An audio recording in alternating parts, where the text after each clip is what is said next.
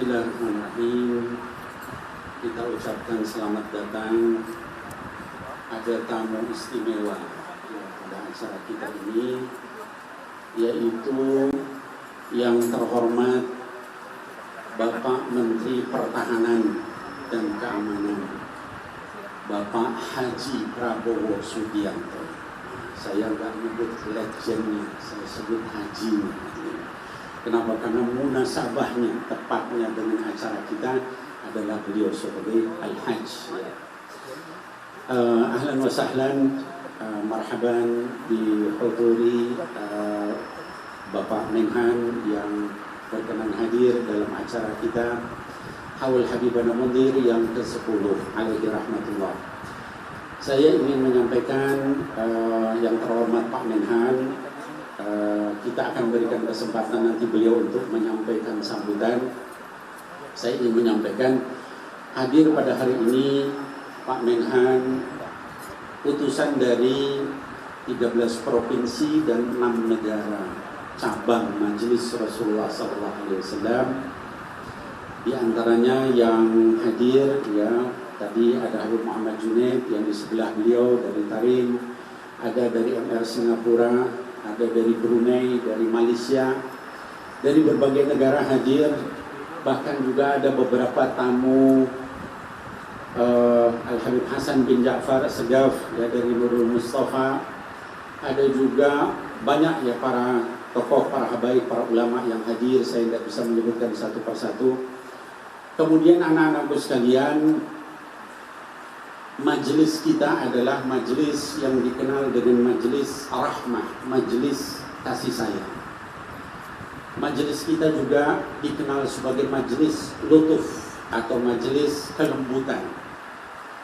Jadi oleh sebab itu kita tidak diajarkan untuk mencaci maki atau melaknat apalagi kepada para penguasa. Kita diajarkan untuk mendoakan para penguasa. Dulu Al-Habib Mundir bin Fuad Al-Musawa alaihi rahmatullah, itu di majelis beliau hadir Presiden Republik Indonesia pada saat itu, yaitu Bapak Susilo Bambang Yudhoyono. Hadir juga di majelis beliau Bapak Wakil Presiden pada saat itu, Bapak Yusuf Kala. Hadir juga macam-macam, Fauzi Bowo, ada anggota DPR, ada menteri, yang tujuan kehadirannya semata-mata untuk mengagungkan Allah Subhanahu. Nah maka ada seorang ulama terdahulu, anak-anakku sekalian, yaitu bernama Al-Imam Al-Fudail Ibnu Iyad rahimahullah ta'ala anhu. Beliau seorang alim, abid, ahli ibadah, wara ya. Beliau sampai menyatakan, kata beliau, "Lau anni a'lama anna li da'watun mustajabah la salafatha as-sultan." Kata beliau, seandainya saya itu tahu Allah kasih kepada saya satu saja doa yang mustajab, pasti saya gunakan untuk mendoakan penguasa. Nah maka mari kita doakan para pemerintah kita, mudah-mudahan Allah berikan taufik wal hidayah. Amin ya Allah ya Rabbal alamin. Mudah-mudahan Pak Prabowo juga diberikan kesehatan, diberikan taufik wal hidayah, menyayangi kepada umat dan bangsa dan negara Indonesia ini. Amin ya Allah ya Rabbal alamin. Dan insya Allah mudah-mudahan beliau juga cita-citanya dimudahkan oleh Allah Subhanahu wa ta'ala. Dan kami semua majelis Rasulullah titip pesan sama Pak Prabowo ya. Konon kabarnya beliau nyapres. Betul ya Pak Prabowo nyapres? Baik. Jadi pesan saya atau kami satu, kalau nanti Allah takdirkan menjadi pemimpin Indonesia, jangan lupain majelis Rasulullah. Betul apa betul? Jangan sampai nanti seperti dorong mobil mogok. udah jalan lupa sama majelis. Siapa Habib Nabil? Tidak tahu siapa majelis itu. Tapi insya Allah beliau tidak seperti itu. Amin ya Allah ya Rabbal alamin. Ya. Nah, jadi titik pesan saya itu, dan yang kedua pesan saya adalah tolong jaga bangsa dan rakyat Indonesia ini. Ya. Kami semua ini Pak Prabowo rakyat kecil. Ya, kami hanya butuh pemimpin yang jujur, pemimpin yang benar-benar adil untuk rakyat, yang berpihak kepada orang kecil, bukan berpihak kepada cukong atau bandar atau yang seperti itu. Betul anak-anakku sekalian. Oleh sebab itu maka mudah-mudahan Pak Prabowo termasuk pemimpin yang jujur dan adil itu. Amin ya. Kita doakan mudah-mudahan Allah berikan taufik wal hidayah kepada beliau. Allah sehatkan beliau. Allah mudahkan cita-citanya untuk kepentingan bangsa, negara, dan umat Islam di Indonesia ini. Amin ya Allah ya Rabbal Alamin. Anak-anak sekalian, kita berikan kesempatan kepada tamu kita yang terhormat Bapak Menteri Pertahanan, Bapak Haji Prabowo, untuk menyampaikan sepatah dua patah kata. Kepada Bapak Menteri Pertahanan, Bapak Haji Prabowo, saya persilakan.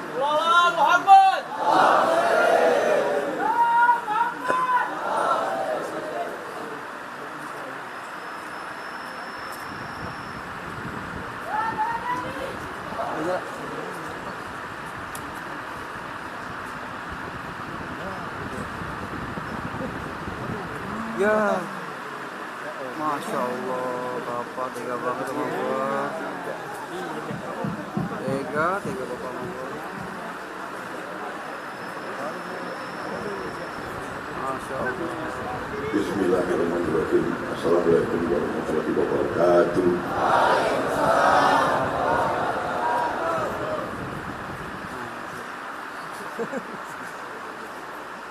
Yang saya hormati dan yang saya muliakan,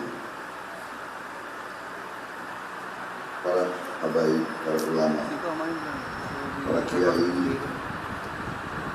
khususnya Al-Habib Maqri bin Fuad Al-Muzawa, Ketua Dewan Syuro Majelis Rasulullah yang saya banggakan dan saya hormati, Al-Habib bin Muhammad Bokir Al-Atas, Dewan Guru Pusat, Al-Habib bin Muhammad Bokir bin Albi bin Yahya, Dewan Guru Pusat, Al-Habib Ahmad Bahar Al-Hadar, Dewan Syuro Majelis Rasulullah, Al-Habib bin Jafar bin Muhammad Al-Atas, Dewan Guru Pusat Majelis Rasulullah, yang habis.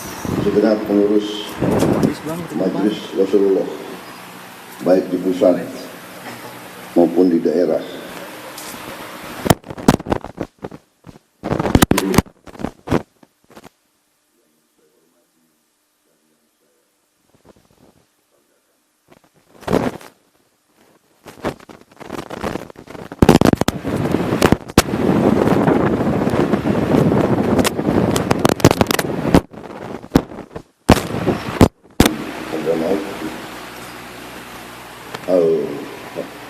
Al-Habib Muhammad Al-Junaid. Pertama-tama tentunya marilah kita tidak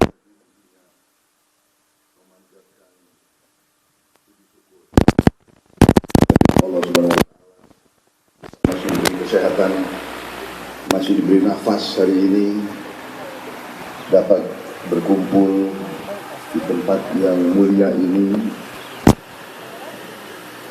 dalam keadaan sehat walafiat untuk memperingati haul Al-Habib Munzir Al-Musawwar yang ke-10. Saudara-saudara, saya ucapkan terima kasih atas kehormatan dan undangan ini, dan saya merasa bahagia dapat berkumpul di sini. Dari jalan saya masuk, saya melihat sudah ribuan orang, dan saya menyaksikan betapa dihormatilah Habib Munzir Al-Musawwar dan seluruh keluarga besar Majelis Rasulullah. Saudara-saudara sekalian, saya juga berbahagia bisa menjadi bagian dari kegiatan tahun ini. Haul seseorang yang soleh, yang alim, yang bersahaja. Saudara-saudara sekalian, beliau juga bersemayam di tengah makam keramat dan bersejarah ini, yaitu di kompleks makam Al-Habib Kuncung Kalibata. Mari kita doakan semoga para alim ulama dan orang-orang saleh yang bersemayam di kompleks ini diberikan tempat yang terbaik di sisi Allah Subhanahu wa taala. Saudara-saudara sekalian, kita memahami bahwa ibu kota kita saat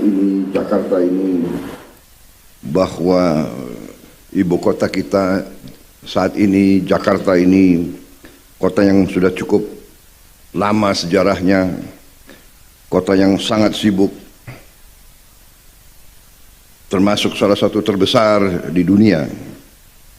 Kita merasakan betapa keras kehidupan sehari-hari, betapa sulit seluruh rakyat berjuang untuk meraih hidup yang layak. Ternyata majelis ini, Majelis Rasulullah, di mana Habib Munzir bin Fuad Al-Musawwah merupakan bagian dari itu, bisa kita katakan adalah sebuah oasis, sebuah tempat yang tenang di tengah padang pasir. Beliau datang di kala warga Jakarta dalam keadaan yang susah, dalam keadaan dahaga, dan beliau memberi siraman pengetahuan agama, zikir, serta sholawat. Saudara-saudara, kita menyaksikan sekarang di seluruh Indonesia. Saya baru datang dari Jawa Timur, Jawa Tengah, di mana-mana sekarang sholawat menggema, dan nampak bahwa generasi muda pun, sebagaimana saya saksikan hari ini, generasi muda pun sudah rajin bersalawat dan rajin untuk berkumpul bersama orang-orang alim ulama. Saudara-saudara sekalian, ini tanda-tanda kebaikan, karena generasi muda, saudara-saudara, adalah masa depan kita. Saudara-saudara yang akan menggantikan kita di panggung ini. Saudara-saudara adalah harapan seluruh bangsa. Kalau saudara kuat imannya, kalau saudara disiplin, kalau saudara rajin, kalau saudara optimis, masa depan bangsa kita akan cerah. Masa depan bangsa kita letak di pundak anak-anak mudanya. Saudara-saudara sekalian, Rasulullah Shallallahu Alaihi Wasallam telah menyampaikan bahwa sebaik-baiknya manusia adalah yang paling bermanfaat kepada manusia lain. Dan juga pepatah nenek moyang kita, gajah mati meninggalkan gading. Apakah nama kita akan baik, akan mulia atau tidak? Alhamdulillah kita melihat bahwa Al-Habib Munzir telah meninggalkan nama yang baik. Beliau telah meninggalkan jasa dan ilmu yang begitu banyak dirasakan kebaikannya bagi kita sekalian. Saudara-saudara sekalian, dalam hal ini, kesempatan yang baik ini, saya ingin menyampaikan beberapa hal tentang bangsa kita sekarang.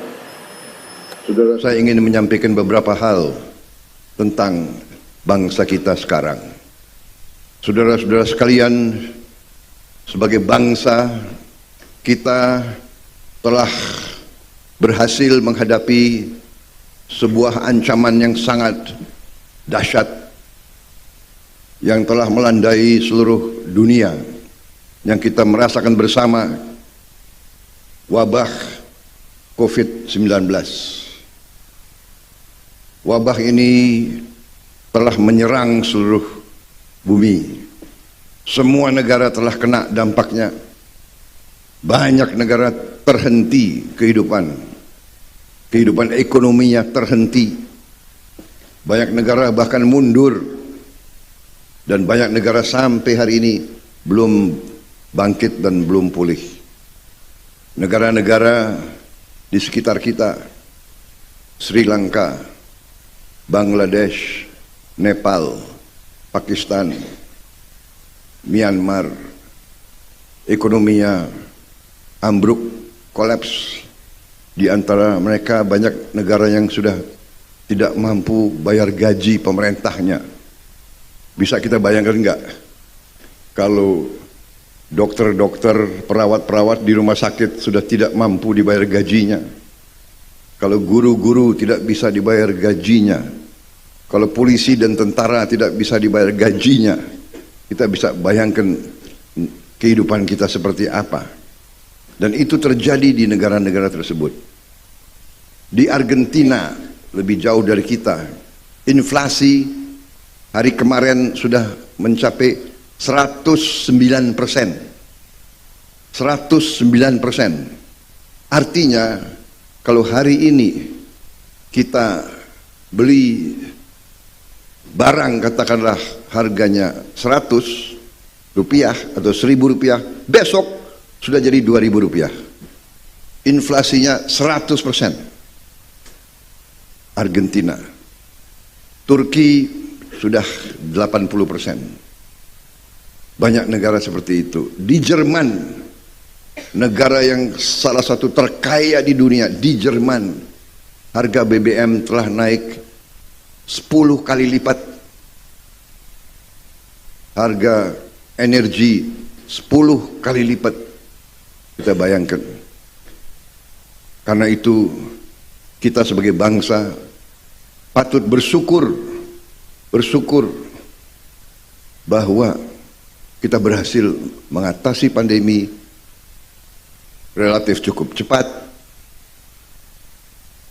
dan ekonomi kita tidak ambruk, inflasi di kita tidak sampai 2 angka, berkisar di sekitar 6%. Pertumbuhan kita, di mana negara-negara lain pertumbuhannya 1%, pertumbuhannya mungkin ada yang masih 0%. Alhamdulillah kita sekarang sudah 5,4% pertumbuhan. Dan ini kita bersyukur karena bangsa kita bisa rukun, bangsa kita bisa kompak, pemimpin-pemimpin kita bisa kompak, bisa rukun. Saudara-saudara, saya juga ingin menyampaikan dalam kesempatan majelis yang mulia ini bahwa seluruh dunia sekarang menghadapi keadaan yang tegang. Di Eropa saja, di Eropa yang katanya negara paling maju, negara paling demokratis, di Eropa saja terjadi perang yang maha dahsyat. Perang sudah berjalan lebih dari 1 tahun antara Ukraina dan Rusia. Diperkirakan tentara Rusia saja sudah mati lebih dari 100.000 dalam 1 tahun. Tentara Rusia, tentara Ukraina konon kabarnya lebih dari itu. Padahal jumlah penduduknya Rusia mungkin 1/3 jumlah penduduk Indonesia. Apalagi jumlah penduduk Ukraina mungkin 1/10 Indonesia. Saudara-saudara sekalian, perang di situ kita bisa bayangkan, katakanlah tentara Indonesia sekarang seluruhnya 400.000. Kalau mati 100.000 dalam 4 tahun, tentara kita sudah habis. Kalau dalam 1 tahun mati 100.000, dalam 4 tahun tentara kita sudah habis. Ini kita harus bayangkan dampak perang di situ yang katanya sudah ribuan kilo dari kita berpengaruh kepada kita, kehidupan seluruh dunia. Kenapa? Karena Ukraina dan Rusia penghasil gandum 30% dari gandum dunia. Juga kenapa? Karena Rusia, Belarus juga memiliki sumber untuk pupuk. Kalau pupuk susah, petani kita susah untuk tanam, harga-harga pangan akan naik. Kenapa? Karena Rusia juga penghasil BBM yang terbesar, salah satu. Kalau perang di situ, harga BBM seluruh dunia naik. Kalau BBM naik, semua harga naik. Jadi kita patut bersyukur bahwa Indonesia masih tenang, masih bisa mengatasi ekonomi, mengatasi COVID, dan ini karena keyakinan kami adalah karena pemerintah kita di bawah kepemimpinan Presiden Joko Widodo mampu bersama rakyat, bersama semua komponen rakyat, kita mampu bekerja sama, kita mampu kompak, kita mampu damai, kita mampu rukun, saudara-saudara sekalian. Dan saya berapa tahun ini banyak mempelajari dan baca kajian-kajian dari negara-negara besar tentang Indonesia. Semua negara, semua institusi dunia meramalkan Indonesia ini akan bangkit menjadi negara dengan ekonomi terkuat keempat atau kelima di dunia. Saudara-saudara, bisa bayangkan atau tidak? Sekarang saja kita sudah anggota G20. Kita nomor 16 terbesar di dunia dan terkuat dan terkaya ke-16 di dunia. Dan sebentar lagi kita akan menjadi negara ke-12, ke-10. Bukan lagi nanti mungkin kita G20, kita mungkin bagian dari G8 atau G7. Insya Allah tahun 2045 kita bisa menjadi negara ke-5 atau ke-4 di dunia. Tapi ada tapinya. Tapi ada dua masalah. Yang pertama, ini kajian orang lain terhadap kita.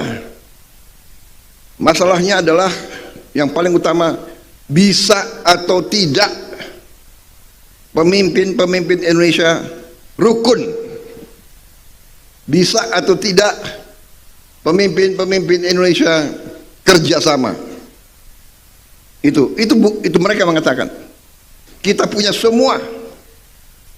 Kita punya semua tambang, semua mineral, semua tanaman, semua komoditas untuk kita bisa menjadi negara yang kaya. Saudara-saudara sekalian, pantai kita terpanjang kedua di dunia. Kita punya pantai 3,3 juta hektar pantai.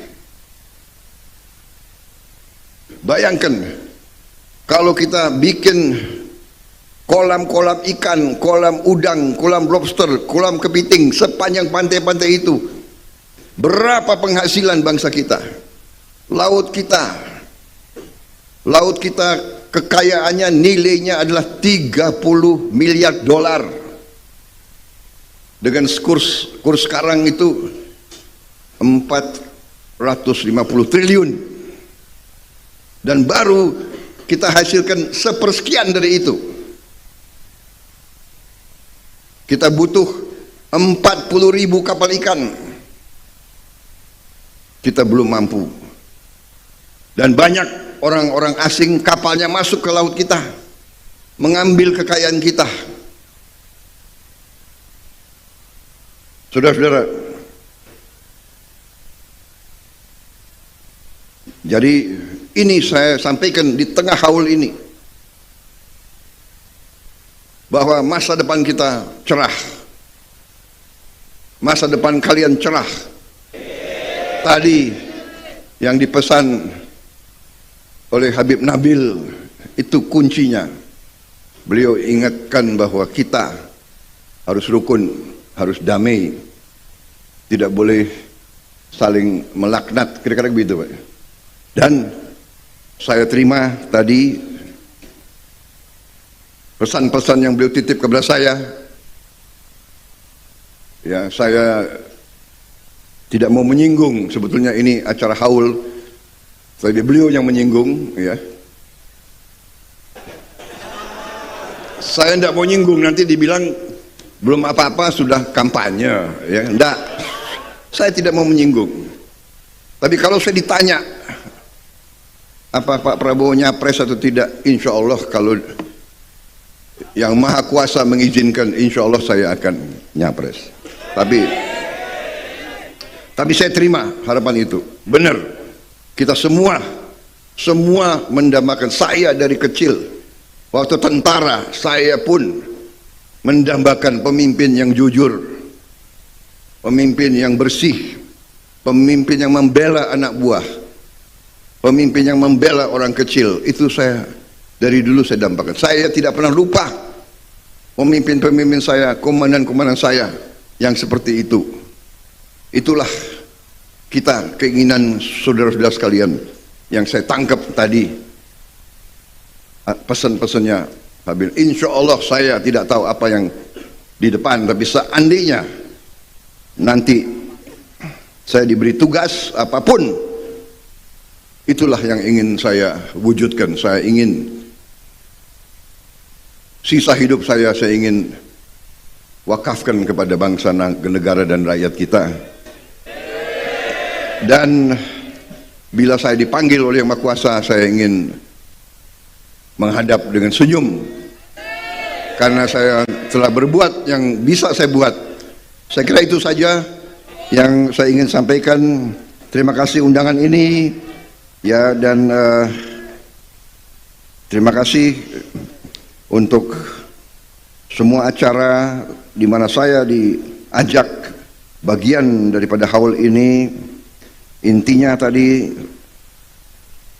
saya mengajak saudara-saudara semuanya untuk menghadapi masa depan dengan optimis, dengan penuh percaya diri. Bangsa ini bangsa yang hebat, bangsa ini bangsa yang kuat, bangsa ini bangsa yang tidak mau diremehkan bangsa lain. Bangsa ini bangsa yang kaya. Sekarang tinggal kita, para pemimpin, kita mampu atau tidak mengelola kekayaan itu untuk nanti dinikmati oleh seluruh rakyat Indonesia. Saya kira demikian yang ingin saya sampaikan. Mohon maaf lahir batin, saya sudah dapat peringatan, jangan terlalu lama sambutannya. Jadi dengan demikian, karena ada peringatan, ya saya harus akhiri sambutan saya. Wassalamualaikum warahmatullahi wabarakatuh. Semoga Allah SWT menyertai seluruh jamaah. Semoga kita selalu dilindungi oleh Yang Maha Kuasa, diberi keselamatan, diberi taufik dan hidayah untuk bangsa, negara, dan agama kita. Sekali lagi terima kasih.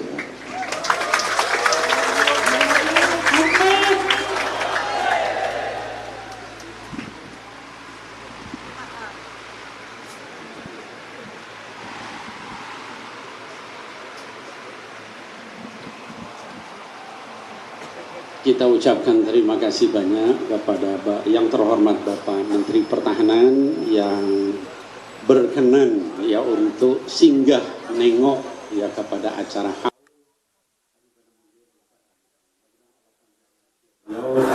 mudahkan semua urusan beliau dan juga kita semuanya. Amin ya Allah ya Rabbal Alamin.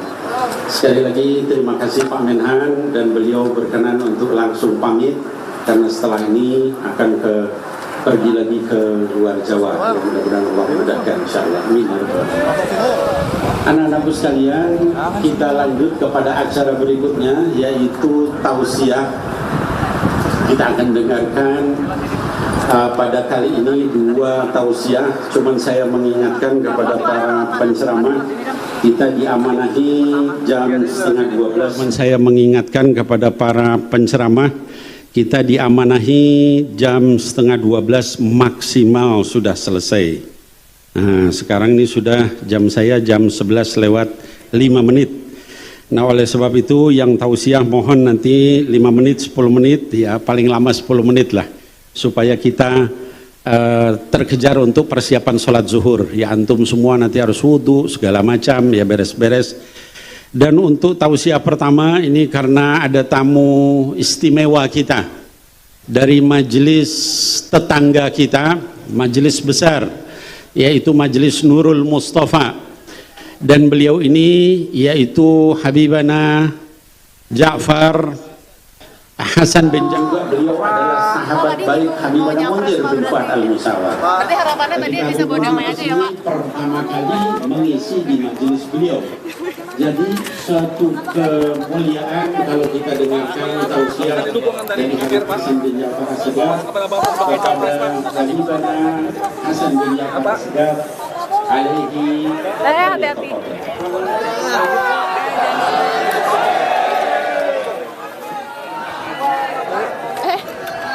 Jangan dorong dong Mas. Maaf. Ya, maaf. Ya.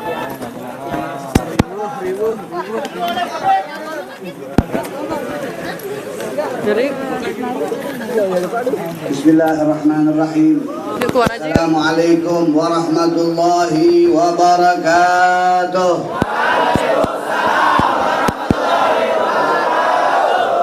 أشهد أن لا إله إلا الله وحده لا شريك له وأشهد أن محمد عبده ورسوله اللهم صل على سيدنا محمد في الأولين والآخرين وفي الملأ الأعلى إلى يوم الدين.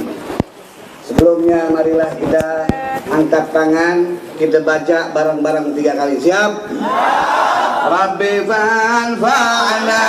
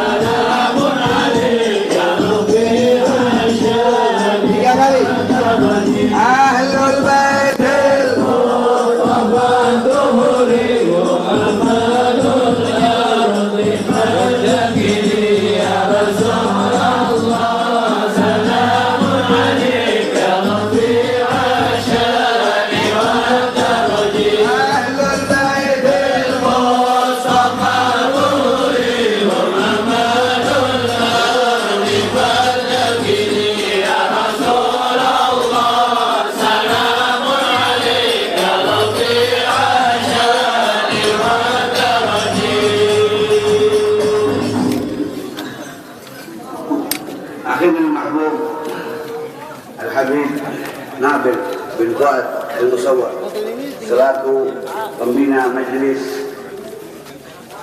Rasulullah, semoga beliau dipanjangkan umurnya. Begitu juga kakak beliau Habib Munzir Habib Muhammad Al-Junaid dari Masjid Hadramaut, semoga beliau dipanjangkan umurnya. Begitu banyak sahabat-sahabat Al-Habib Bana Munzir yang satu persatu bila saya sebutkan panjang sampai ke Hadramaut. saking banyaknya teman beliau.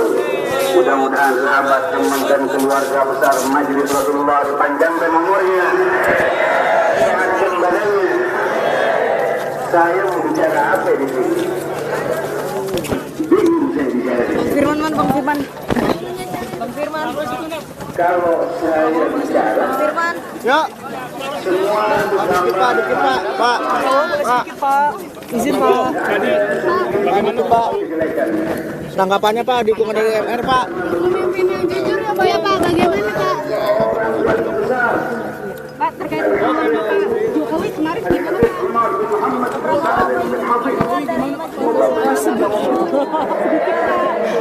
Ya sedikit banget.